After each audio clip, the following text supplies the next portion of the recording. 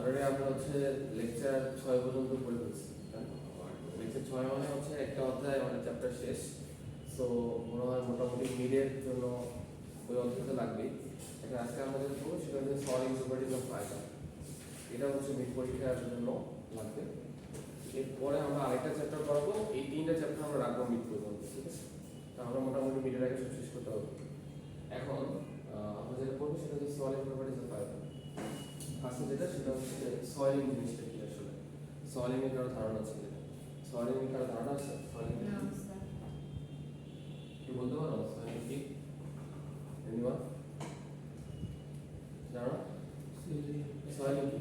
হ্যাঁ, পেঁচানো। আচ্ছা, আর সয়েলিং মানে কি বলতে পারো? খুব সুন্দর সুন্দর লাগতেছে। আমি তো শুনিই নাই। আচ্ছা, সমস্যা নাই। ফোলা ফুল পাপা আচ্ছা, ফুলে যাবে। আসলে সয়েলিং মানে হচ্ছে ফুলে যাবে। হ্যাঁ, এই চ্যাপ্টারে আমরা কি কি পড়বো সেটা আমরা আগে একটু দেখে নেই, দেন হচ্ছে আমরা লেকচার শিখে চলে যাবো। আমরা যেটা পড়বো সেটা হচ্ছে সয়েলটা আসলে কি, যেহেতু প্রত্যেকটা জিনিসের একটা গুরুত্ব আছে, তার সিগনিফিকেন্ট অফ সয়েল, সয়েলিং এর গুরুত্বপূর্ণটা কি, types of soil, importance of soiling, ঠিক আছে, ইম্পর্টেন্স অফ সয়েলিং, ঠিক আছে। আর হচ্ছে কি বলবো, দেখেন, rate of soiling depend on what is the reason, more orientation mean less soiling, vice versa, typical, real soiling of some well known textile fiber. অর্থাৎ মোটামুটি এই কয়টা কন্টেন্ট আমরা দেখবো, ঠিক আছে।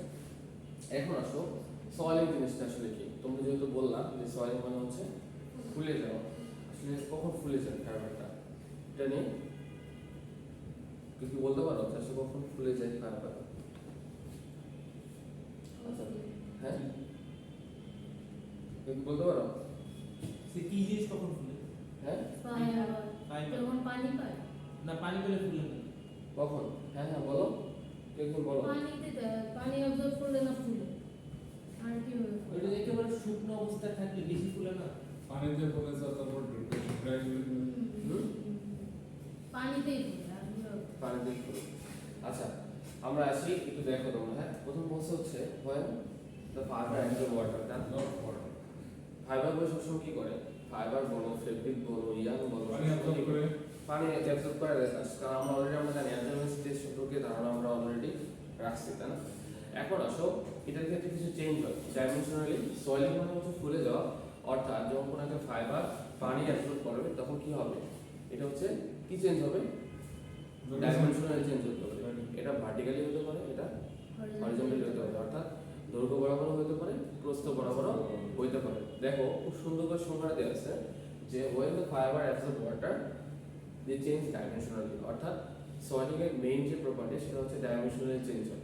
ডাইমেনশনালি হতে পারে সেটা দেখো লেন্থ হতে পারে, ডায়ামিটার হতে পারে, এরিয়া হতে পারে, ঠিক আছে। কারণ দেখো তুমি চিন্তা করো, যখন একটা পানি একটা সুতা অথবা ফেব্রিক অ্যাবজর্ব করে তখন কি এটা ভারী হয়ে যায়, ওয়েটটা বাড়ে না, অর্থাৎ কি বেড়ে যায়, তারা এটা ডাইমেনশনাল হতে পারে, এরিয়া বরাবর হতে পারে, সে কথাটা এখানে বলা আছে। Swelling occur in transfer direction, অর্থাৎ প্রস্থ বরাবর হতে পারে, কি হতে পারে, লেন্থ বরাবর হতে পারে, দৈর্ঘ্য বা প্রস্থ বরাবর হতে পারে। It can be explain in term of, তাহলে কি আরেকটা জিনিস মনে রাখতে হবে, যদি আমি এক কথা বলি তাহলে হচ্ছে সোয়েলিং মানে হচ্ছে ফুলে যাওয়া, অর্থাৎ যখন কি কোনো একটা ফাইবার পানিতে কি করবে, অ্যাবজর্ব করবে, তখন কি এর ডাইমেনশনালি কিছু পরিবর্তন হবে। যদি ডাইমেনশনালি পরিবর্তনটা কি বরাবর হতে পারে, দৈর্ঘ্য বরাবর হতে পারে, প্রস্থ বরাবর হতে পারে। যদি এটা হয় সেটাকে আমরা কি বলছি, সয়েলিং বলছি। সয়েলিংকে এক্সপ্রেস করার কিছু দ্বারা, সয়েলিং ক্যান বি এক্সপ্রেস, দেখো soiling can be expressed, soiling can be expressed, soiling can be expressed, দেখো প্রথম একটা আছে সেটা কি ডায়ামিটার হতে পারে, ডায়ামিটার হতে পারে, লেন্থ হতে পারে, আর কি হতে পারে বলতো, এরিয়া হতে পারে, ভলিউম হতে পারে, এরিয়া হতে পারে, আর কি ভলিউম হতে পারে, এরিয়া হতে পারে, আর কিছু ভলিউম। ক্লিয়ার? প্রথম যেটা বললাম সেটা হচ্ছে সয়েলিংটা কি, সয়েলিংটা হচ্ছে যখন কোনো একটা ফাইবার পানিতে অ্যাবজর্ব করবে, অ্যাবজর্ব করার ফলে কি হবে, এটা ডাইমেনশনালি চেঞ্জ হবে। যদি ডাইমেনশনালি চেঞ্জ হয় সেটাকে বলা হয় সয়েলিং। সয়েলিংকে কিভাবে এক্সপ্রেস করা হয়, সয়েলিংকে এক্সপ্রেস করা হয় হচ্ছে ডায়ামিটার দ্বারা, লেন্থ n দ্বারা এরিয়া দ্বারা ভলিউম দ্বারা, অর্থাৎ সয়েলিং হওয়ার পরে অর্থাৎ পানিটা যখন অ্যাবজর্ব করবে কোনো একটা ফাইবার অ্যাবজর্ব করার পর কি ধরনের পরিবর্তনটা হয়, কি পরিবর্তন হয় সেটা হতে পারে ডায়ামিটার বরাবর, হতে পারে লেন্থ বরাবর, এরিয়া বরাবর, ভলিউম বরাবর। যদি এই চার ধরনের পরিবর্তন হয় সেটাকে আমরা কি বলছি? সয়েলিং। ক্লিয়ার? জি স্যার। কোনো ডাউট আছে? নো আচ্ছা, এখন দেখো, that means the dimensional change due to absorbing water or moisture by any fibre in journey soil properties. তোমাদের অলরেডি আমরা হচ্ছে ময়েশ্চার নিয়ে কথা বলছি না? ময়েশ্চারটা কি? আর্দ্রতা। আমরা বলি না মাঝে মাঝে আবহাওয়া বলে আজকে দেশের তাপমাত্রা আর্দ্রতা এত হতে পারে, বাতাসে আর্দ্রতা এত, এরকম দেখছি না? আরেকটা কথা বলছিলাম যে ইন্ডাস্ট্রির ক্ষেত্রে আর্দ্রতা খুব গুরুত্বপূর্ণ একটা ফ্যাক্ট করে, কারণ হচ্ছে আমরা জানি যে কক্ষ তাপমাত্রা যেটা, কক্ষ তাপমাত্রা কোনো একটা রুমের টেম্পারেচার কত? 25 ডিগ্রি সেন্টিগ্রেড। এখন 25 ডিগ্রি সেন্টিগ্রেড, এটা আমি একটা বলছিলাম তোমাদের ক্লাসে যে যখন ডাইং করা হয় আবহাওয়া ভেদে ডাইং এর কিছু পরিবর্তন হয়, যেমন হচ্ছে শীতকালে এক ধরনের ডাইং এর সময় একটা পরিবর্তন আসে, আবার গ্রীষ্মকালে একটা পরিবর্তন আসে। এই চেঞ্জটা হয় হচ্ছে ওয়েদার বরাবর, অর্থাৎ যেটাকে বলা হচ্ছে কি বলা হয়? ময়েশ্চার বরাবর অ্যাবজর্ব করে। আমরা তোমাদের ইন্ডাস্ট্রিতে দেখছিলাম ময়েশ্চার কি অ্যাবজর্ব টেস্ট করছিলাম না একটা মেশিনের মধ্যে, সেটাকে ঢুকাই দিয়ে দেখা যায় যে কত ময়েশ্চার আছে, দেখছিলাম ইন্ডাস্ট্রিতে। তোমরা আমার সঙ্গে বলছিলাম ঝুলে বসে সেটা হ্যাঁ হ্যাঁ হ্যাঁ ওই জিনিস এখন সুতাতে স্যার, হুম সুতাতে হুম যে এটা হচ্ছে করা যায়, এটা মিটার আছে হাইগ্রোমিটার দ্বারা, কি দ্বারা? হাইগ্রোমিটার দ্বারা এটা হাইগ্রোমিটার দ্বারা জলীয় বাষ্প হ্যাঁ। সয়েলিং নিয়ে আবার এখন আসো যে সয়েলিং তাহলে কি করা হয়? সয়েলিং এর একটা আছে, এটা দিয়ে আমরা অঙ্ক আসতে পারে। দেখো সয়েলিং কি? সয়েলিংটা কি এক কথা দিয়ে লিখতে পারি soiling dimension, soiling dimension minus dimension divided by dimension into কি? into 100%। অর্থাৎ দেখো কোনো একটা ফাইবার যখন পানি অ্যাবজর্ব করলো, অ্যাবজর্ব করার পরে পানিটা কি ওয়েটটা বাড়বে না? তো শুরুতে কি ছিল দেখো তো সোলিং ডাইমেনশন, প্রথমে ডাইমেনশনে চেঞ্জ হয়েছে, তারপরে কি মাইনাস হচ্ছে ডাইমেনশন, অর্থাৎ পানি অ্যাবজর্ব করার পরে শুকানোর পরে কতটুকু ডাইমেনশনের পরিবর্তন হয়েছে, ডিভাইডেড বাই ডাইমেনশন ইনটু 100%। তাহলে সলিডটা কি? সলিডটা লেখা যাবে solid dimension minus dimension divided by dimension into 100%। Clear? তো 100%, এটা দিয়ে কখনো কখনো ম্যাথও আসতে পারে, ঠিক আছে? যেমন একটা ফাইবারের সলিডটা নির্ণয় করো, তখন কি স্যার হবে? বেশি বেশি মেল ধরেন সলিড ডাইমেনশন দিয়ে আছে ধরেন এত, ধরেন ডাইমেনশন ধরেন দিয়ে আছে 16 ডিভাইডেড বাই 16 ইনটু 100%। এরকম সহজ সিম্পল ম্যাথ আসতে পারে। পারা যাবে এখন? আমাদের নিয়ম ম্যাথ দিয়ে স্যার। ম্যাথ দিয়ে। নিয়ম ম্যাথ দিয়ে বেশি করে। ঠিক আছে, ম্যাথ তো আসবে, যেহেতু প্রথম ফার্স্ট চ্যাপ্টারটা পড়ানো হচ্ছে, চ্যাপ্টারটা খুবই গুরুত্বপূর্ণ। ওয়ার্ক রাখছে ওয়ার্ক অফ রাপচারের ম্যাথ আছে, ওয়ার্ক ফ্যাক্টরের ম্যাথ আছে, ওগুলো তো অলরেডি জানি আছে, ঠিক আছে? আচ্ছা, এটা নিয়ে কোনো প্রশ্ন আছে কিনা দেখো। আচ্ছা দেখো, এখন যেটা সেটা হচ্ছে কি সিগনিফিকেন্ট অফ সোয়েলিং। সোয়েলিং এর সিগনিফিকেন্ট আসলে কি? হ্যাঁ, এর মধ্যে কোনো কোশ্চেন আছে? নাই। সিগনিফিকেন্ট অফ সোয়েলিং, তাই না? সিগনিফিকেন্ট অফ সোয়েলিং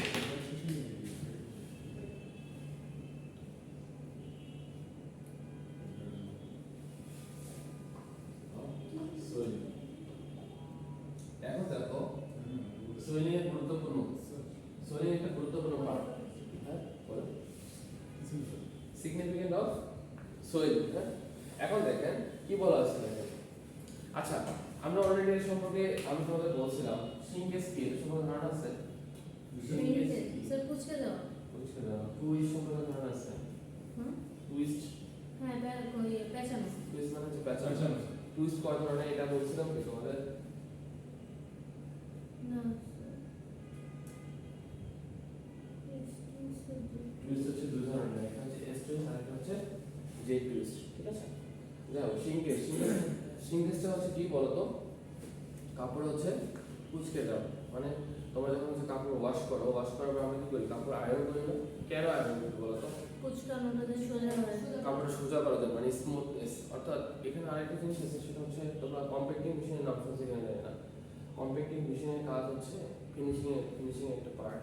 কম্প্যাক্টিং মেশিনের কাজ হচ্ছে ডাইমেনশনাল স্টেবিলিটি কন্ট্রোল করা। কি করে ডাইমেনশন স্টেবিলিটি কন্ট্রোল না করলে কি হবে বলতো মাঝে মাঝে দেখবা কাপড় যখন তুমি ওয়াশ করবা ওয়াশ করার পরে যদি তুমি কি করো আয়রন না করে দেখবে যে কাপড়ে যে উঠে গেছে না মানে কুচকে গেলে কি হয় কাপড়টা ঠিক থাকবে না উঠে যাওয়ার মতো হয় তো এরকম অবস্থা সৃষ্টি হয় এই জন্য কি হয় ডাইমেনশন বলতে মানে এদিক ওদিকে ছোট হয়ে যায় ছোট হয়ে যাবে কাপড়ের ডাইমেনশন চেঞ্জ হয়ে যাবে মানে ছোট বড় হয়ে যাবে এই জন্য করা হয় যেটা সেটা হচ্ছে ইন্ডাস্ট্রিতে কম্পিটিং মেশিন ব্যবহার করা হয় কি মেশিন ব্যবহার করা হয় কম্পিটিং মেশিন কম্পিটিং মেশিন এই মেশিনের কাজ হচ্ছে to control the dimensional stability control the dimensional stability অর্থাৎ ডাইমেনশনাল স্টেবিলিটি কন্ট্রোল করে এটার উদ্দেশ্যই হচ্ছে কোনো প্রকার যদি সিঙ্কেজ না থাকে কাপড়ে যদি সিঙ্কেজ থাকে সেই কাপড় কিন্তু আমরা পরিধান করি না যেমন ধরো 100% প্রথম কিছু ফেব্রিক আছে দেখবা যে ওটা আয়রন না করলে কিন্তু পরা যায় না কিছু কাপড় আবার কিছু কাপড় আছে দেখবা যে পলিস্টার টাইপের ওগুলো কাপড় আবার হচ্ছে হ্যাঁ সো এই জিনিসটা খেয়াল রাখা ঠিক আছে তো সলিং করার ফলে কি হয় আচ্ছা সলিং করার ফলে যেটা হচ্ছে সেটা হচ্ছে দেখো বলা আছে যে soiling result in sinkage of two ester interlace structure অর্থাৎ কি হয় এই স্ট্রাকচারের পরিবর্তন আসে সলিং করার ফলে কি হয় একটা স্ট্রাকচার পরিবর্তন স্বাভাবিক ধরো যে অবস্থায় ছিল একটা ফাইবার আর যখন হচ্ছে একটা পানি অ্যাবজর্ব করবে তখন কি হবে এটা অবশ্যই ডাইমেনশন স্টেবিলিটি কিছুটা পরিবর্তন হয় তাই না তারপর বলা আছে ক্লোজলি ওভেন কিন্তু তোমরা চেনো নিটার ওভেন স্যার তো ওভেন ফেব্রিক হচ্ছে যেটাতে হচ্ছে ওয়ার পার ওয়েব থাকবে আর নিট ফেব্রিক হচ্ছে জাস্ট ওয়েব থাকবে এটা তো জানো আর নিট ফেব্রিক হচ্ছে লুপিং এর মাধ্যমে হবে ইন্টারলুকিং আর হচ্ছে ইন্টারলেসিং এর মাধ্যমে হবে ঠিক আছে যেহেতু তোমরা নিটিং পার্টটা ভালোভাবে করে নিবে হচ্ছে ওভেন আর নিটের মধ্যে কি বেসিক কথা তোমরা ইন্টারলেস আর ইন্টারলুকিং এটা গুরুত্বপূর্ণ পার্ট এটা একটু দেখে নিবে তোমরা ফেব্রিক যখন পড়বে The closely open fabric will be completely block while the fabric is soil. Open ফেব্রিকের ক্ষেত্রে কি হয় বলতো কাপড়টা ব্লক হয়ে যায় কখন ব্লক হয় যখন হচ্ছে কি হয় পানিটা অ্যাবজর্ব করে ফেলবে তারপর বলছে maybe impermeable to water they maybe impermeable to water thus this properties are use to make waterproof fabric অর্থাৎ এখানে একটা ভালো সুবিধা কি যখন হচ্ছে পানিটা একবারে অ্যাবজর্ব করে ফেলবে তখন এটা কি হয়ে যাবে ওয়াটারপ্রুফ হয়ে যাবে যেমন আমরা কি ওয়াটারপ্রুফ কোনগুলো বলতো রেইনকোট কি বলো রেইনকোটে কি হয় রেইনকোটের উপাদান এরকম রেইনকোটে কি প্রপার্টিজ আছে সোয়েলিং প্রপার্টিজ আছে অর্থাৎ স্যার ওটা কোটিং ফেব্রিক না হ্যাঁ কোট করা কোটিং ফেব্রিক তো সোয়েলিং প্রপার্টিজ থাকার কারণে কি হয় ওখানে পানিটা অ্যাবজর্ব করলে তখন কি হয় তখন ওই পানিটা ভিতরে প্রবেশ করতে পারবে না সঙ্গে সঙ্গে কি হয় দেখো না রেইনকোটে পানি কি হয় পড়ে যায় কারণ ওর শোষণ ক্ষমতা আছে এই জন্য আর ভিতরে তখন ওটা পড়া মাত্র ওটা পড়ে যায় যতটুকু থাকে শোষণ করে নেয় বাট গা ভিজে যায় না আর কি ছাতার ক্ষেত্রে তো ভিন্নতা ছাতার ক্ষেত্রে তো ভিন্নতা আছে কারণ ওই যে অনেক সময় দেখা যায় বাট ছাতাও বাট হ্যাঁ পানি বাট ওই তো কাপড়ের একটু ভিন্নতা আছে কিন্তু বাট ছাতাও ওয়াটারপ্রুফই বলা চলে অনেকটা ঠিক আছে কারণ হচ্ছে ওটা তো তোমার এক করতেছে না বাট এই কাপড়টার একটু পরিবর্তন আছে কারণ জানো তো বাঙালি একটু ভেজা অনেক সময় দেখা যায় ছাতা টাইটনেসের কারণে হ্যাঁ ভিতরে যায় ভিতরে ঢুকে ওই তো বললাম তারপরে দেখো it is also important factor in creeping গতদিন তোমাদের ক্লাসে ক্রিপিং সম্পর্কে আমি বলছিলাম তোমাদের মনে আছে কিনা মনে আছে ক্রিপ কি বলছিলাম আমি ছিলাম আচ্ছা ছিলেন ক্রিপিং এর কথা যেটা বলছিলাম সেটা হচ্ছে ক্রিপটা আসলে কি ক্রিপটা মানে সেটাই যখন হচ্ছে কোনো একটা ফাইবার কোনো একটা এলাস্টিক ধরো কোনো একটা এলাস্টিকে টেনে তুমি লম্বা করো লম্বা করে যদি ছেড়ে দাও তাহলে পূর্ব অবস্থায় ফিরে আসে তাই না এলাস্টিসিটি ছিল এটা এখন দেখো যখন তুমি টানলা যখন তুমি ছেড়ে দিলা কি হবে স্ট্রেন হবে অর্থাৎ ডিফর্মেশন হবে অর্থাৎ ব্রেক হবে তাই না বিকৃতি হয়ে যাবে এখন বিকৃতি হলে এটা তো পূর্ব অবস্থায় ফিরে আসে তাই না এই পূর্বের যখন ফিরে আসে এই ফিরে আসাটা আমরা স্লোলি হয় ফিরে আসাটা স্লোলি হয় একবার যখন টানো তখন লম্বা হয়ে যায় তাই না যখন ছেড়ে দাও আস্তে আস্তে যখন চলে আসে তাই না একবারে তা চলে আসে না, আস্তে আস্তে চলে আসে এই যে স্লো ডিফর্মেশনটা সেটাকে বলা হয় হচ্ছে ক্রিপ কি বলা হয় ক্রিপ মানে কোনো একটা বস্তুকে যদি টেনে লম্বা করো তুমি ছেড়ে দাও যখন স্লোলি চলে আসে সেটাকে বলা হয় ক্রিপ দুই ধরনের ক্রিপের কথা বলছিলাম একটা হচ্ছে প্রাইমারি ক্রিপ আর একটা হচ্ছে সেকেন্ডারি ক্রিপ প্রাইমারি ক্রিপে কি হয় প্রাইমারি ক্রিপে হচ্ছে এলাস্টিক প্রপার্টি দেয় প্রাইমারি ক্রিপ কি দেয় এলাস্টিক প্রপার্টি শো করে সেকেন্ডারি ক্রিপটা দেয় হচ্ছে কি প্লাস্টিক প্রপার্টিজ।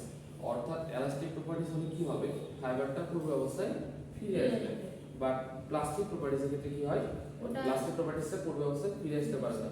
আমি তোমাদের পার্থক্য অলরেডি পড়েছি যে প্রাইমারি ক্লিপ সেকেন্ডারি ক্লিপের মধ্যে বেসিক যে পার্থক্য সেটা হচ্ছে কি প্রাইমারি ক্লিপটা ফাইবারটা পূর্ব অবস্থায় ফিরে আসতে পারে, বাট সেকেন্ডারি ক্লিপের ক্ষেত্রে ফাইবারটা পূর্ব অবস্থায় ফিরে আসতে পারে না। সেই কথাটা তোমাদের অলরেডি আমি বলছি। এখন দেখো ক্লিপ হয় due to increase twist angle in swell gear and dyeing dyeing. এটা এই ক্লিপটা খুবই গুরুত্বপূর্ণ, কারণ কি ডিউ টু ইনক্রিজ টুইস্ট বৃদ্ধি পায়, প্যাচ বৃদ্ধি পায়। টুইস্ট হচ্ছে প্যাচানো, টুইস্ট হলো প্যাচানো, একটা ইয়ানসার একটা কি প্যাচ দেওয়া, সেটাকে বলা হয় টুইস্ট বলা হয়। এই সলিডটা বা সলিড প্রপার্টিসে কার ক্ষেত্রে থাকতে পারে, ইয়ানের ক্ষেত্রে থাকতে পারে, ডাইনের ক্ষেত্রে থাকতে পারে, ড্রাইনের ক্ষেত্রেও থাকতে পারে, সে কথাটা বলা হয়েছে। ঠিক আছে, এই জিনিসটা একটু ভালো করে দেখবা, কঠিন কিছু না। মানে যেটা পানিতে ফুলে যায় সেটার ভিতরে সোয়েলিং প্রপার্টিজ আছে। সলিড প্রপার্টিস আছে। আচ্ছা, এখন আসো টাইপস অফ সোয়েলিং প্রপার্টিস। কয় ধরনের টাইপস অফ আছে সেটা আমরা একটু দেখব। ঠিক আছে, টাইপস অফ সোয়েলিং প্রপার্টিস। আমরা আজকে টাইপস অফ সোয়েলিং প্রপার্টিসের দুইটা পার্ট দেখব মোটামুটি। ঠিক আছে, টাইপস অফ সোয়েলিং প্রপার্টিস যেটা প্রথম হচ্ছে কি types of swelling properties, types of swelling.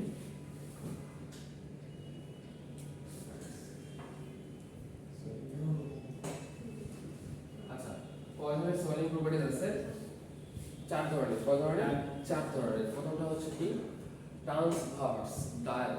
Transverse মানে হচ্ছে কি, ডায়াল মানে কি আমরা বলি না ডুয়াল সিম, ডায়াল সিম, অর্থাৎ হচ্ছে দুই দিকে হতে পারে, একটা হচ্ছে দৈর্ঘ্য বরাবর হতে পারে আর একটা কি প্রস্থ বরাবর হতে পারে। দেখো ট্রান্সভার এরিয়া ডায়া বরাবর, যে একটু আগে দেখলাম ডায়ামিটার বরাবর হতে পারে, এরিয়া বরাবর হতে পারে, তারপর কি এক্সিয়াল, ওই যে এক্সিয়াল বলতে কি এক্স অক্ষ ওয়াই অক্ষ বরাবর আমরা পড়ছি না, এক্সিয়াল বলা হয় অক্ষ, অক্ষ যেটা। আর ভলিউম সোয়েলিং। তাহলে কয় ধরনের সোয়েলিং? চার ধরনের সোয়েলিং। এগুলো পরীক্ষায় কমন প্রশ্ন আসে যে write down the types of swelling. ঠিক আছে, অথবা যে কোনো একটা সোয়েলিং এর টাইপস বর্ণনা করতে হতে পারে, কারণ প্রত্যেকটারই একটা সূত্র আছে। সো এগুলাই পরীক্ষায় থাকবে। সো রেগুলার জন্য যারা ক্লাস করে তারা অবশ্যই পরীক্ষায় ভালো করার কথা। তাহলে সোয়েলিং কয় ধরনের? সোয়েলিং হচ্ছে চার ধরনের। হচ্ছে transfer dia swelling, transfer area swelling, তিন নম্বর হচ্ছে এক্সিয়াল সোয়েলিং, চার নম্বর হচ্ছে ভলিউম সোয়েলিং। এখন ট্রান্সফার এরিয়া সোয়েলিং এর কি আসলে?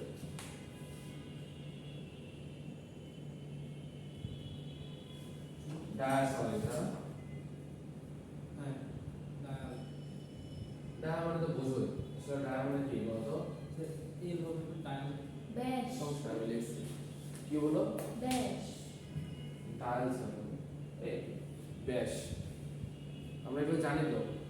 এখন কিন্তু হচ্ছে কি এক সমস্যা হয় আমাদের, যেহেতু আমরা বাংলা মিডিয়াম থেকে পড়াশোনা করে আসছি, সবাই ইংলিশে পড়তে গেলে কষ্ট হয়। সো তোমরা যখন পড়াশোনা করবা চেষ্টা করবো যে যখন যেটাতে আটকে যাবা এগুলো হচ্ছে কি ডিকশনারি দেখার জন্য। ওই ডিকশনারি থেকে এই ওয়ার্ডটা যেমন তোমাদের জন্য পরিচিত হয়ে যাবে, আর নতুন নতুন কি করবা ওয়ার্ডও শেয়ার করবো, তাই না? সো চেষ্টা করবো যখন পড়াশোনা করবা ডিকশনারিটা হাতে রাখার। মোবাইলে যেহেতু ডিকশনারি সবারই আছে অলমোস্ট, ডিকশনারি রাখার চেষ্টা করবো, যেন কি কোনো কিছু আটকে গেলে কি করবো ডিকশনারি দেখবা। বাংলা জানলে কিন্তু আমরা অনেক কিছুই দেখতে পাবো।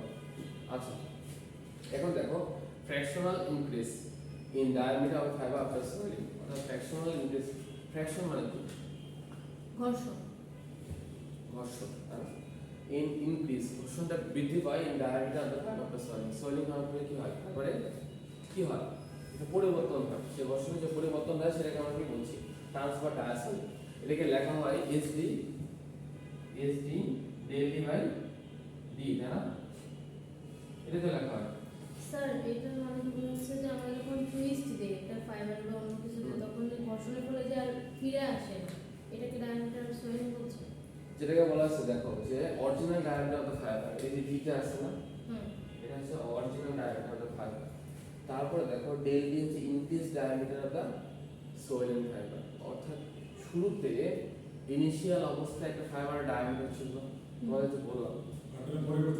আবার হচ্ছে এই ডেলটা কি হলো, যখন ওই পানিটা অ্যাবজর্ব করলো, ওই পানি অ্যাবজর্ব করার পরে কতটুকু এই ডায়ামিটার পরিবর্তন হলো সেটাকে আমরা কি বলছি? Transfer dia swelling. ঠিক আছে, এসতে কি সোয়েলিং, দিলে হচ্ছে ডায়াল, ঠিক আছে? এটা আবার কনফিউশনে করা যাবে না। তাহলে কি লেখা হয় SG equal to del D by T. যদি তোমার বই এরকম আসে, এখানে যখন প্রশ্ন আসছে ধরো এরকম ভাবে আসতে পারে where fiber diameter হচ্ছে diameter ধরো 20 সেন্টিমিটার, ঠিক আছে? ধরো increase fiber diameter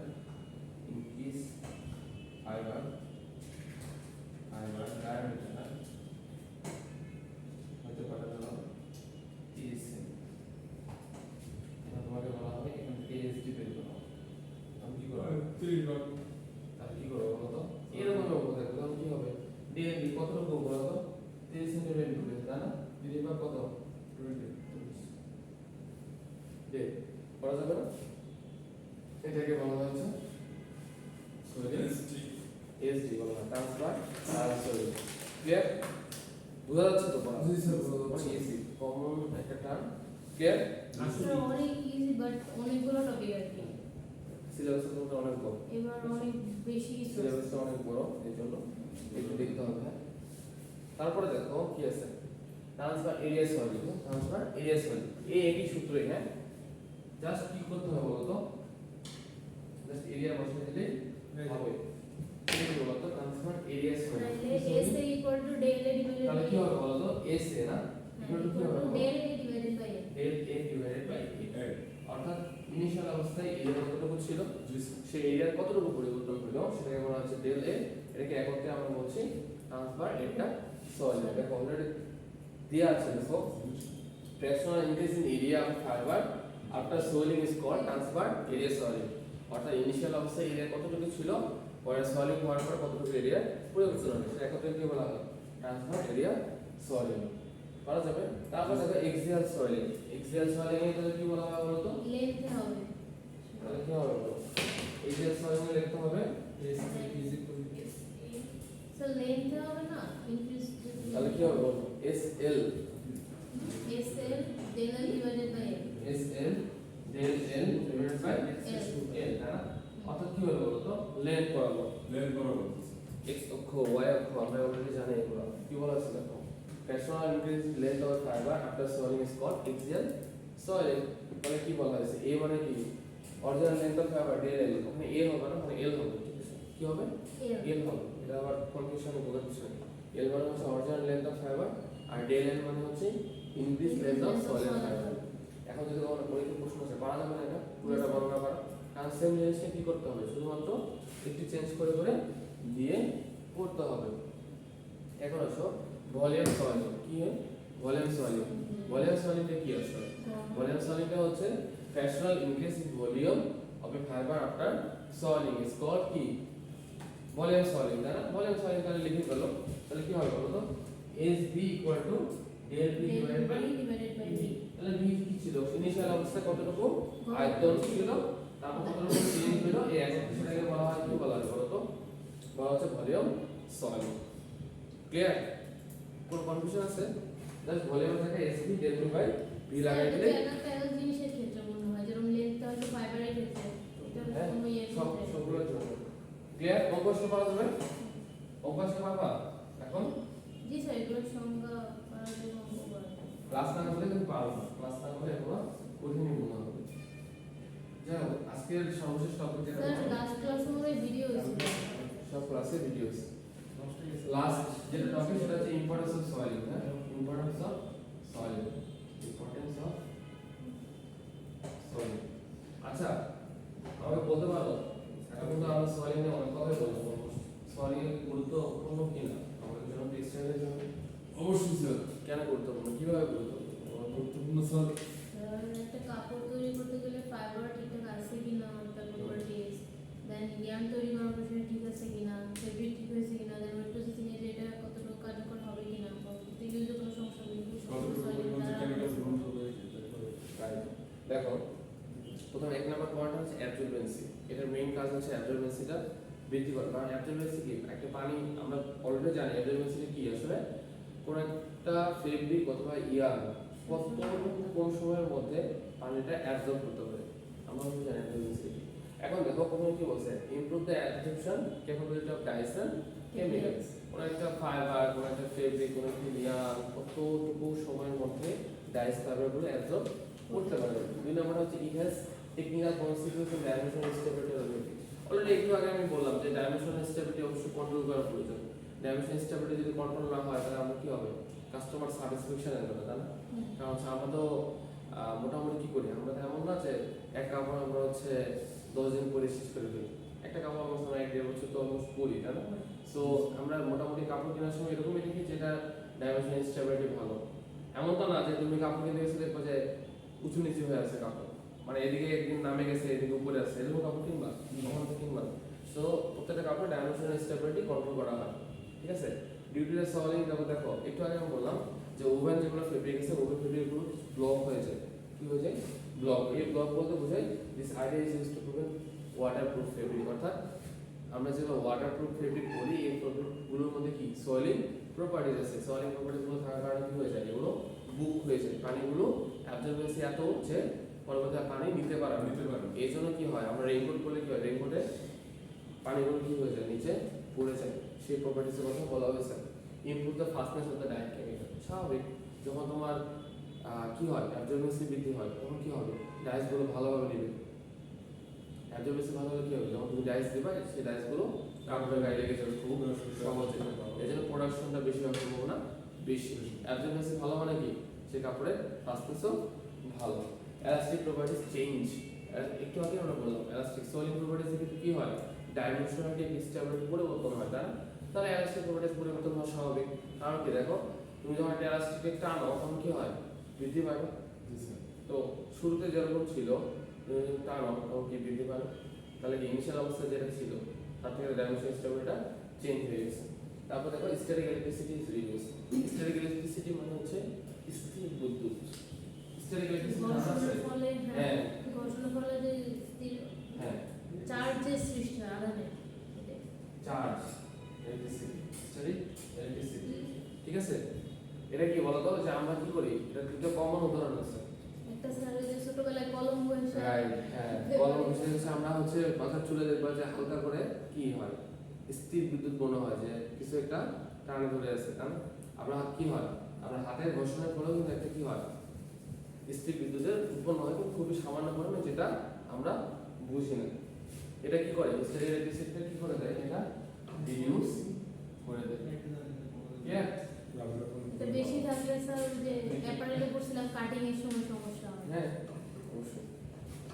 তাহলে মোটামুটি আমরা অলরেডি জানলাম আজকে ক্লাসে আসলে সলিংটা কি, ঠিক আছে?